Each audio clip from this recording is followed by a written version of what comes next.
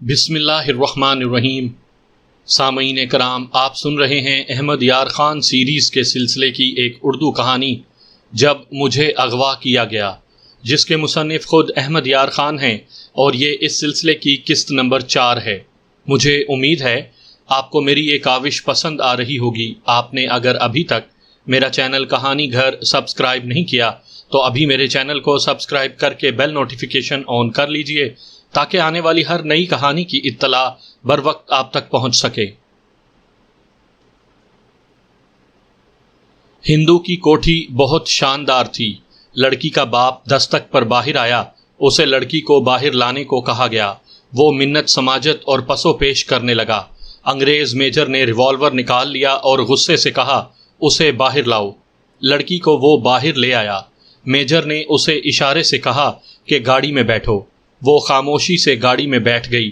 مجھے یہ کہہ کر چھٹی دے دی گئی کہ 8 بجے صبح ملٹری انٹیلیجنس کے دفتر پہنچ جاؤں۔ میں حیران اور پریشان اپنے تھانے کو روانہ ہو گیا۔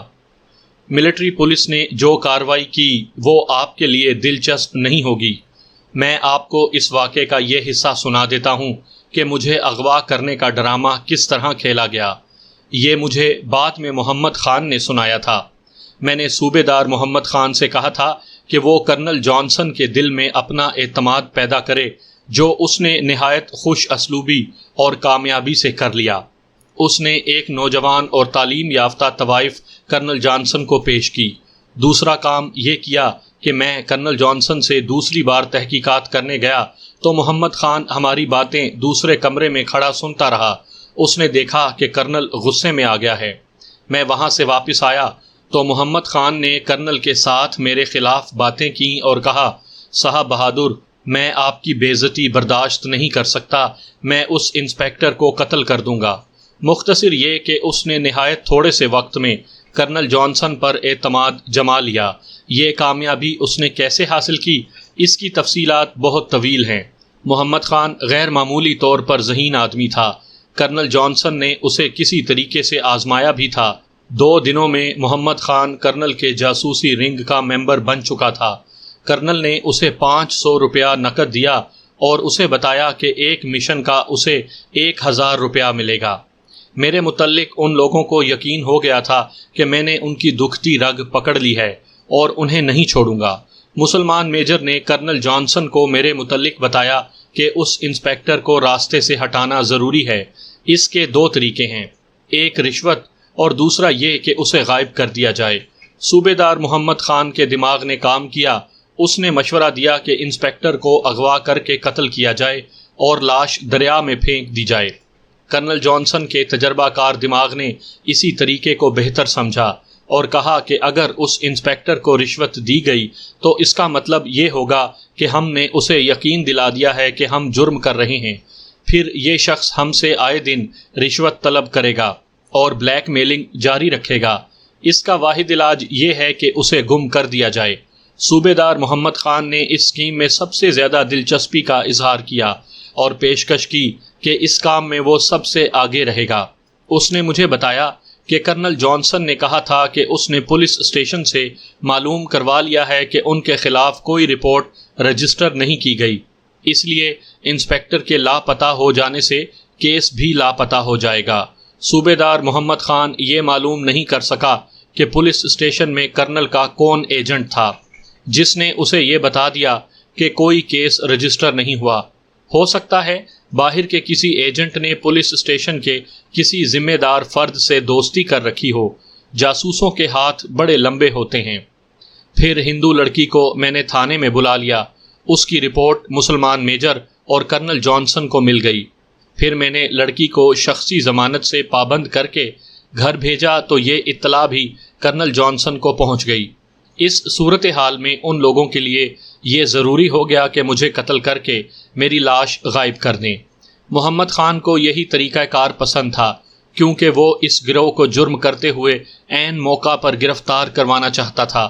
مسلمان میجر یعنی مقتول نے بڑی مسرت سے کرنل جانسن کو بتایا کہ میں نے اسے اقبال جرم کرنے اور سلطانی گواہ بننے کے لیے کہا ہے۔ اسی پیشکش سے فائدہ اٹھاتے ہوئے طے پایا کہ میجر مجھے اقبال جرم کے متعلق بات چیت کے لیے گھر بلائے گا اور وہاں سے مجھے اغوا کر لیا جائے گا۔ صوبیدار محمد خان نے مجھے بتایا کہ کرنل جانسن اس قدر دانش مند آدمی تھا جتنا کوئی انسان تسلیم بھی نہیں کر سکتا، لیکن خدا نے اس کی عقل پر ایسا پردہ ڈالا کہ وہ محمد خان کی باتوں میں آ گیا۔ اسے یہ تو علم ہی نہیں تھا کہ محمد خان انٹیلیجنس کا صوبیدار ہے۔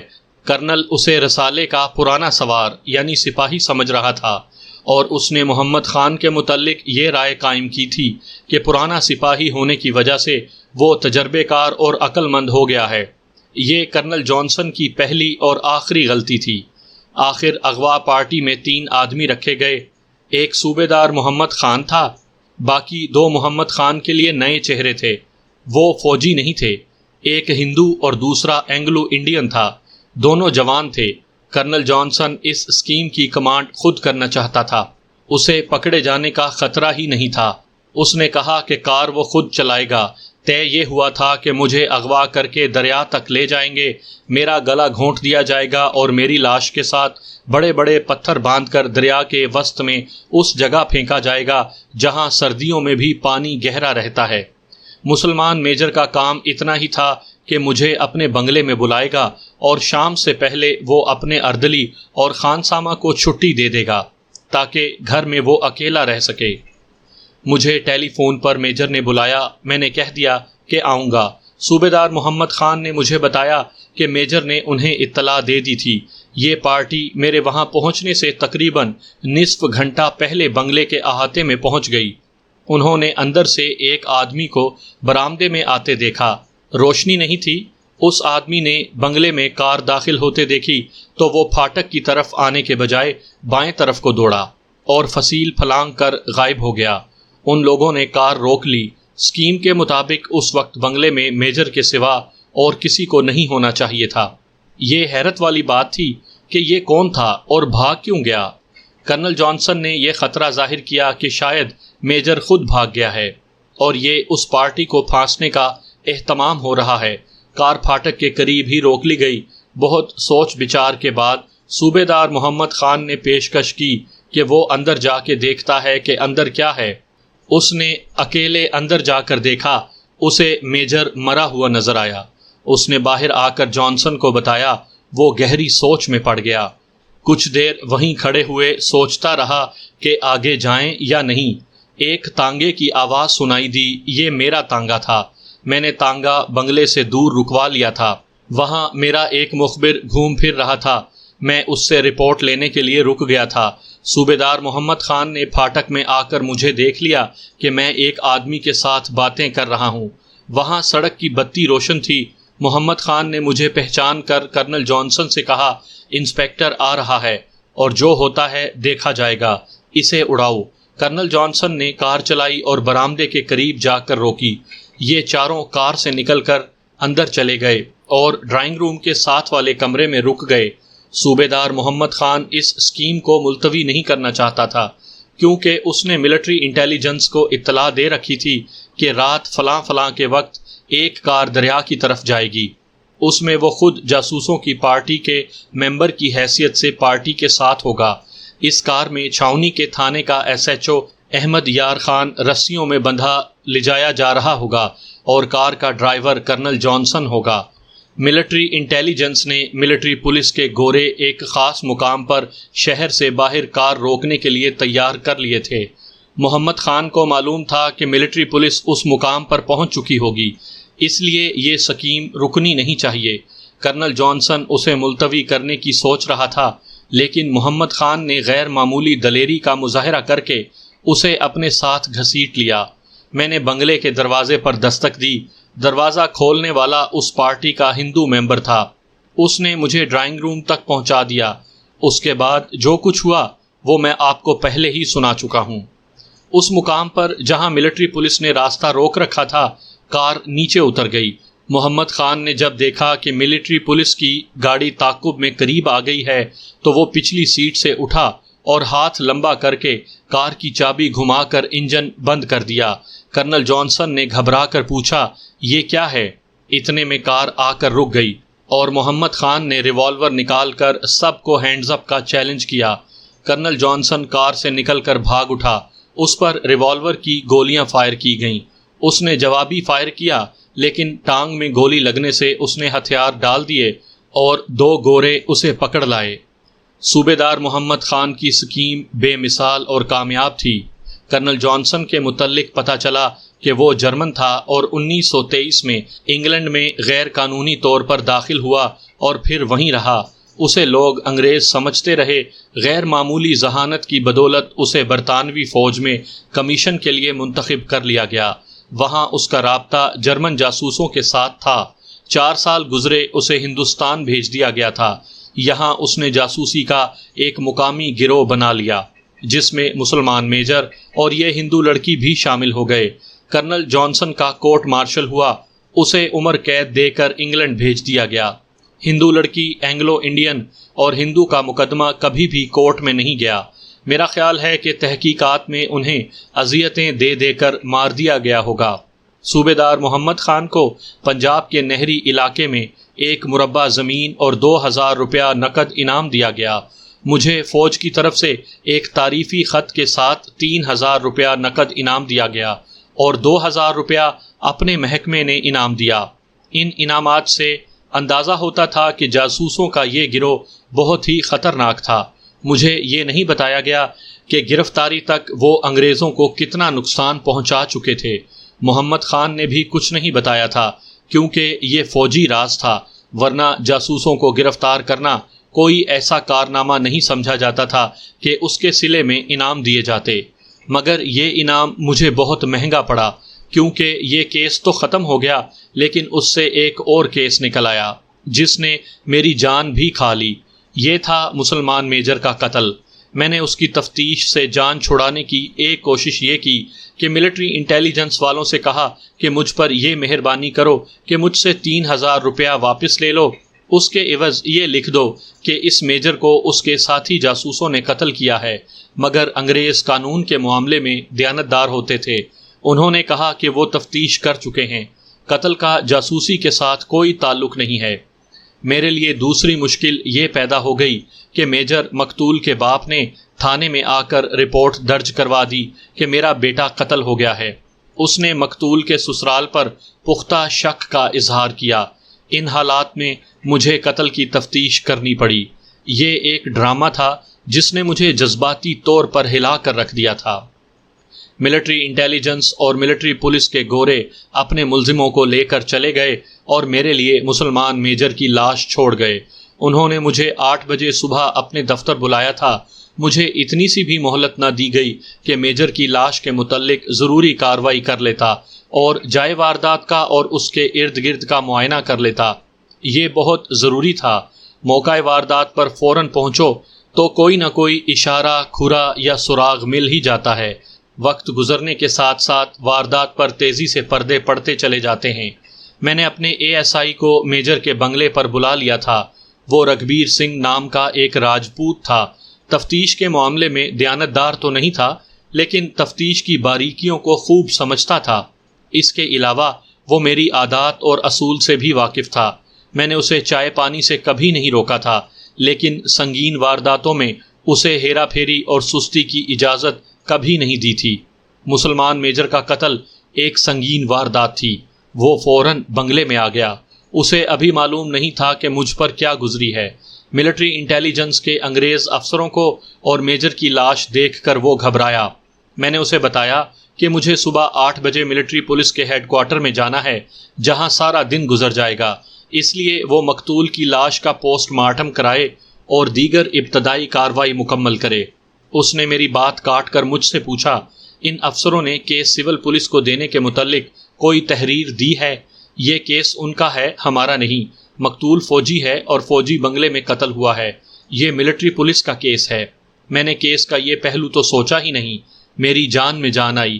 میں نے انگریز میجر سے کہا، یہ فوج کا کیس ہے، اس کی تفتیش ملٹری پولیس کرے گی، میں اس کی لاش نہیں اٹھاؤں گا، یہ کیس آپ کو ہی لینا پڑے گا۔ انگریز میجر نے کہا، ہم لوگ بہت مصروف ہیں، صبح یہ کیس تمہیں سرکاری طور پر مل جائے گا۔ FIR ابتدائی رپورٹ پر کس کا نام ہوگا؟ میرا، میجر نے جواب دیا۔ رپورٹ برگیڈ ہیڈ کوارٹر کی طرف سے ہوگی. تمہیں رپورٹ اور سرکاری چٹھی صبح 9 بجے تک مل جائے گی. تفتیش فوراً شروع کر دو. میں اس کیس سے جان چھڑانے کی کوئی نہ کوئی راہ نکال سکتا تھا، لیکن ایک دیسی تھانے دار انگریز بادشاہ کے حکم کو ٹالنے کی جرت نہیں کر سکتا تھا. دراصل یہ انگریز میجر میری ہی طرح اس کیس سے جان چھڑا رہا تھا. اس کے سامنے جاسوسی کی اس واردات کی بڑی لمبی اور پیچیدہ تفتیش تھی. کرنل جانسن اور اس کے ایک ہندو اور اینگلو انڈین ساتھی کو ملٹری پولیس نے میرے اغوا میں پکڑا تھا. جاسوسی کی تفتیش انہیں ابھی کرنی تھی، اس لیے وہ میجر کے قتل کی تفتیش میرے سر ڈال رہا تھا. میں نے سرکاری حکم نامے کے انتظار میں وقت ضائع کرنا مناسب نہ سمجھا. رگھبیر سنگھ سے کہا کہ وہ لاش کے ارد گرد غور سے دیکھے، تمام کمروں کو دیکھے. صوبیدار محمد خان کے بیانات کے مطابق ایک آدمی اندر سے نکلا اور دائیں طرف دوڑ کر فصیل کو پھلانگ گیا تھا.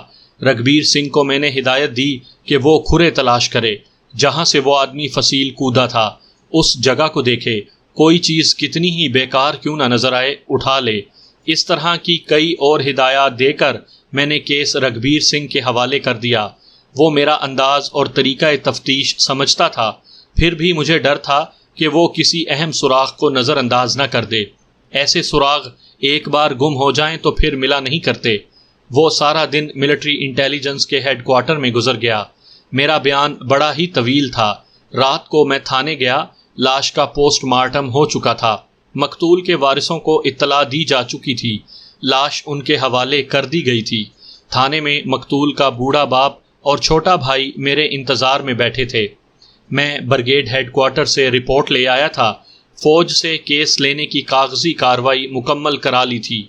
میں نے ملٹری پولیس سے یہ ضمانت بھی لے لی تھی کہ مجھے کسی بھی وقت کتنے ہی بڑے انگریز یا ہندوستانی فوجی افسر کی ضرورت برائے تفتیش پڑے تو کوئی رکاوٹ پیدا نہ ہو. کرنل جانسن کے ساتھ میرا تجربہ تکلیف دہ ثابت ہوا تھا. ملٹری پولیس نے مجھے یقین دلایا کہ اگر میں برگیڈ کمانڈر کو بھی تھانے میں بلانا چاہوں تو وہ آئے گا. ملٹری پولیس نے مجھے یہ بھی بتایا کہ وہ جاسوسی کے ملزموں یعنی کرنل جانسن، ہندو لڑکی، ان کے ایک ہندو اور ایک اینگلو انڈین ساتھی سے مقتول کے قتل کی تفتیش بھی کریں گے، مگر وہ وثوق کے ساتھ کہتے تھے کہ قتل کی واردات کا تعلق جاسوسی کے ساتھ معلوم نہیں ہوتا. مجھے ملٹری پولیس پر انحصار نہیں کرنا چاہیے تھا اور نہ ہی میں نے کیا، کیونکہ ان کی توجہ جاسوسوں کے گروہ پر مرکوز تھی. میں نے مقتول کے باپ اور بھائی سے اپنی تفتیش کی بسم اللہ کر دی. دونوں اس وقت جذبات کے غلبے میں تھے، رو رہے تھے. اس ذہنی حالت میں ان کی ہر بات کو اہمیت نہیں دی جا سکتی تھی. وہ قتل کا تمام تر الزام مقتول کے سسرال پر اور ارشد پر عائد کر رہے تھے. مجھے جہاں تک علم تھا ارشد اور مقتول کی بیوی نے دوستی کا ڈرامہ کھیلا تھا تاکہ میجر مقتول راہ پر آ جائے اور ہندو لڑکی سے تعلقات توڑ دے. لیکن مقتول کا باپ یقین سے کہتا تھا کہ بیوی 2-2.5 مہینوں سے اپنے ماں باپ کے گھر بیٹھی ہوئی ہے.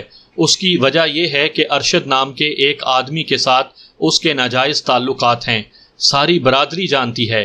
ارشد کے متعلق مقتول کے باپ نے بتایا کہ اچھے کردار کا آدمی نہیں. اس کا بیوی سے اکثر جھگڑا چلتا رہتا ہے. وہ بیوی کو پسند نہیں کرتا. مقتول کے سسرال کے متعلق اس نے بتایا کہ وہ مقتول پر بدکاری اور شراب خوری کے جھوٹے الزام عائد کر کے اپنی بیٹی کی طلاق لینا چاہتے تھے. مقتول طلاق نہیں دینا چاہتا تھا، اس لیے قتل کر دیا گیا تھا.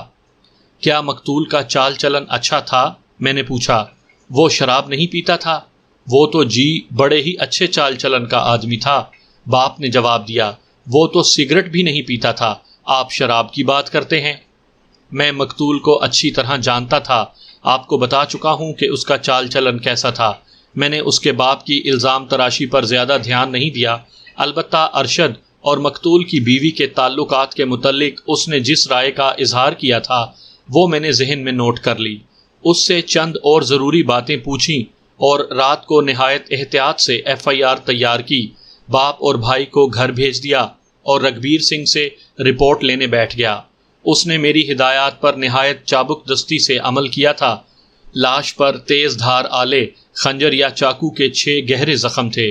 3 سینے میں جس سے پھیپڑے کٹ گئے تھے، 1 جگر میں ایک میدے میں اور چھٹا زخم ناف سے 1 انچ بائیں طرف تھا جس نے انتڑیاں کاٹ دی تھیں۔ اس رات مقتول نے اپنے اردلی اور خانسامہ کو چھٹی دے رکھی تھی، اس لیے یہ معلوم کرنا ممکن نہیں تھا کہ مقتول کس وقت بنگلے میں داخل ہوا یا قتل ہوا تھا اور اس وقت بنگلے میں کون تھا۔ رگھبیر سنگھ کے جائزے کے مطابق بنگلے میں کوئی بھی نہیں تھا، کسی کمرے میں کوئی مشکوک چیز نہیں تھی، البتہ باہر سے کچھ کام کی چیزیں مل گئی تھیں۔ ان میں ایک تو قاتل کا کھرا تھا، وہ بنگلے سے دائیں طرف کو بھاگا اور فصیل پھلانگی تھی۔ بنگلے اور فصیل کے درمیان 30 گز کا فاصلہ تھا۔ راستے میں باغیچہ تھا جو تقریباً ویران تھا اور اس کی زمین کچی تھی۔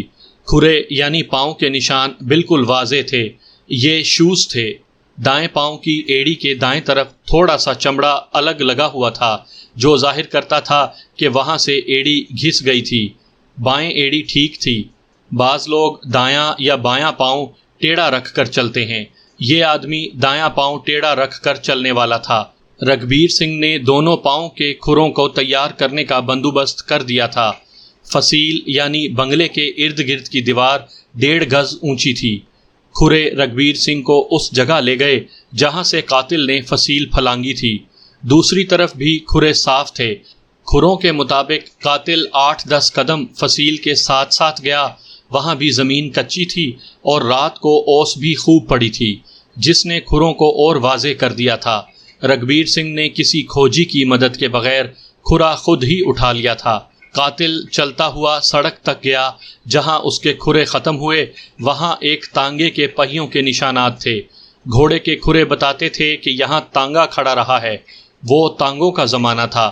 تانگے کے پہیوں اور گھوڑوں کے کھروں کے یہی نشان سڑک کے پار بھی تھے، وہاں بھی تانگا سڑک سے اتر کر کھڑا رہا تھا۔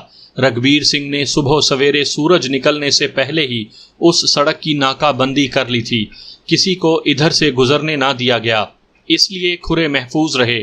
تانگے کے پہیوں کے نشان اتنے صاف تھے کہ ایک نشان میں ایک بڑی واضح چیز نظر آئی، وہ یہ تھی کہ پہیے پر جو ربڑ چڑھا ہوا تھا اس میں تقریباً 1.25 انچ خلا تھا، یعنی ربڑ کے سرے آپس میں ملے ہوئے نہیں تھے۔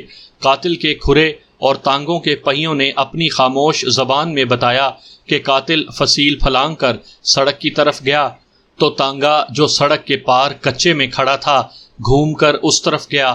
قاتل تانگے میں بیٹھا اور چلا گیا، وہیں سے تانگے پر چڑھ گیا تھا، اس لیے پہیوں کے نشان بھی غائب ہو گئے۔ مجھے اب یہ معلوم تھا کہ تانگا کہاں گیا اور اس میں کون آیا اور گیا۔ ضرورت یہ تھی کہ اس تانگے کو تلاش کیا جاتا۔ اس تانگے کے ایک پہیے کے ربڑ میں 1.25 انچ خلا موجود تھا، لیکن یہ کام پتھر سے دودھ نکالنے کے برابر تھا۔ تانگوں کے ربڑوں میں اتنے خلا تو ہوتے ہی ہیں، اس کے علاوہ اتنی بڑی چھاؤنی اور شہر میں تانگوں کا کوئی شمار نہ تھا۔ ایک تو شہر اور چھاؤنی کے تانگے تھے، دوسرے مضافاتی علاقوں سے آنے جانے والے تانگے تھے، اور تیسرے پرائیویٹ تانگے تھے۔ میں بتا چکا ہوں کہ اس زمانے میں ٹیکسیاں عام نہیں ہوئی تھیں اور پرائیویٹ کاریں بھی بہت تھوڑی تھیں۔ زیادہ تر لوگ تانگا سواری کرتے تھے، بڑے بڑے افسر بھی سواری کے لیے تانگا استعمال کرتے تھے۔ چنانچہ میں ایسے تانگے کی تلاش میں وقت ضائع نہیں کرنا چاہتا تھا جس کی کوئی واضح نشانی موجود نہیں تھی۔ میرے پاس 3 چابیاں، ملزم کا کھرا اور تانگے کا نشان رہ گیا تھا، باقی سب اندھیرا تھا۔ رگھبیر سنگھ نے مجھے پریشان دیکھا تو ہنس کر بولا، ملک صاحب، سنا ہے افریقہ کے جادوگر کچھ پڑھتے ہیں اور ملزم کھچا ہوا سامنے آ جاتا ہے، مجھے افریقہ بھجوا دیں، وہ علم سیکھ آؤں گا۔ حقیقت یہی تھی کہ مجھے حبشیوں کے کالے علم کی ضرورت تھی، جسے انگریزی میں وچ کرافٹ کہتے ہیں۔ میں رات بھر کا جاگا ہوا تھا، دن بھر ملٹری پولیس بیان ریکارڈ کرتی رہی تھی، دماغ کام نہیں کر رہا تھا۔ جسم اس لیے دکھ رہا تھا کہ جاسوسوں کا ٹولہ میرے ہاتھ پاؤں باندھ کر کار میں اس طرح ڈال کر دریا میں پھینکنے کے لیے لے گیا تھا جیسے میں بیکار سامان سے بھرا ہوا باکس تھا۔ میں کار کے فرش پر پڑا تھا اور جب کار کچے میں گئی تو اچھل اچھل کر اس نے میری ہڈیاں توڑ دی تھیں۔ اب دوسری رات بھی جاگتے گزر رہی تھی، 12:30 بج رہے تھے۔ میں نے رگھبیر سنگھ سے کہا کہ آؤ یہ سمجھ کر سو جائیں کہ کوئی میجر قتل نہیں ہوا۔ میں نے سب سے کہا اگر 1 درجن میجر قتل ہو جائیں تو بھی مجھے نہ جگانا۔ میں گھر جا کر سو گیا۔ صبح سویرے ہی آنکھ کھل گئی۔ ذمہ داری کا احساس سونے کہاں دیتا ہے۔ میرے سامنے جو ممکنہ ملزم تھے ان کی ترتیب یوں بنتی تھی۔ سب سے پہلے جاسوسوں کا ٹولہ تھا۔ مجھے ملٹری انٹیلیجنس اور صوبیدار محمد خان نے یہ یقین دلانے کی پوری کوشش کی تھی کہ قتل کی واردات کے ساتھ جاسوسوں کا کوئی تعلق نہیں تھا، مگر میں اس گروہ کو نظر انداز نہیں کر سکتا تھا۔ کچھ وجوہات ایسی تھیں جن کی بنا پر یہ گروہ میجر کو قتل کر سکتا تھا۔ میجر نے مجھے بذریعہ ٹیلی فون اطلاع دی تھی کہ اقبال جرم کرنا چاہتا ہے۔ اس کے عوض اس نے سلطانی گواہ بننے کی میری یہ پیشکش قبول کی تھی۔ صوبیدار محمد خان نے مجھے بتایا تھا کہ مقتول نے مجھے یہ پیغام اس سازش کے سلسلے میں دیا تھا کہ میں مقتول کے بنگلے میں جاؤں گا تو مجھے اغوا کر لیا جائے گا۔ اس کے باوجود مجھے شک تھا کہ کرنل جانسن نے اس شک کی بنا پر کہ میجر اسے دھوکہ نہ دے جائے اسے قتل کروا دیا ہے، اور صوبیدار محمد خان اس سے بے خبر ہے۔ اپنا شک رفع کرنے کے لیے مجھے جاسوسی کے چاروں ملزموں سے پوچھ گچھ کرنی تھی۔ مشتبہ فہرست میں ارشد اور مقتول کی بیوی کو میں نے دوسرے نمبر پر رکھا۔ انہوں نے یہ بیانات دیے تھے کہ وہ منہ بولے بہن بھائی ہیں۔ انہوں نے مقتول کو راہ راست پر لانے کے لیے اسے یہ جھوٹا تاثر دیا ہے کہ ان کا ناجائز دوستانہ ہے، مگر اب مجھے شک ہونے لگا تھا کہ ناٹک حقیقی صورت بھی اختیار کر سکتا ہے۔ مقتول کی بیوی جوان تھی اور اس میں عجیب سی کشمکش تھی، اور ارشد زندہ دل انسان تھا۔ مجھے ہندو لڑکی پر بھی شک تھا۔ وہ اپنے حسن اور اثر و رسوخ کی بدولت مقتول کو اس بنا پر قتل کروا سکتی تھی کہ اس کے پیچھے مقتول نے پولیس کو ڈالا ہے۔ یہ بھی ہو سکتا ہے کہ کرنل جانسن اور ہندو لڑکی نے اپنے گروہ کے کسی اور ممبر کو بتائے بغیر مقتول کو قتل کروا دیا ہو۔ پھر مجھے ہندو لڑکی کے باپ پر بھی شک تھا۔ اس ہندو کے دل میں مقتول میجر کے خلاف عناد موجود تھا، جس کی ایک وجہ یہ تھی کہ مقتول نے اس کا 98,000 کا بل روک رکھا تھا جو 57,000 کا ہونا چاہیے تھا۔ اس ہندو ٹھیکیدار کو یہ ڈر ہوگا کہ میجر مقتول اس کی بددیانتی کی رپورٹ کر کے اس کی ٹھیکیداری بلیک لسٹ کروا دے گا۔ عناد کی دوسری وجہ یہ تھی کہ اس کی بیٹی کے ساتھ مقتول کے ناجائز تعلقات تھے، اور اس نے لڑکی کی گمشدگی کی رپورٹ میں جس واحد شخص پر شک کا اظہار کیا تھا وہ مقتول تھا، حالانکہ اس کے پاس اس شک کا کوئی جواز نہیں تھا۔ میں نے سب سے پہلے ہندو ٹھیکیدار کو تھانے بلایا۔ یہ تو میں یقین سے کہہ سکتا تھا کہ قتل اس نے خود نہیں کیا، نہ ہی ہندو میں اتنی جرت ہوتی ہے۔ اس نے کرائے کا قاتل استعمال کیا ہوگا۔ میں نے 4 گھنٹے اس پر ایسی جرح کی کہ اس نے فی الواقع میرے پاؤں پکڑ لیے اور بچوں کی طرح رونے لگا۔ میں نے اسے یہ شک ہونے نہیں دیا کہ مجھے اس پر قتل کا شک ہے۔ اس نے اس جرح کے دوران کوئی 20 مرتبہ پوچھا، میری بیٹی ہے کہاں؟ میں نے اسے ہر بار ٹال دیا۔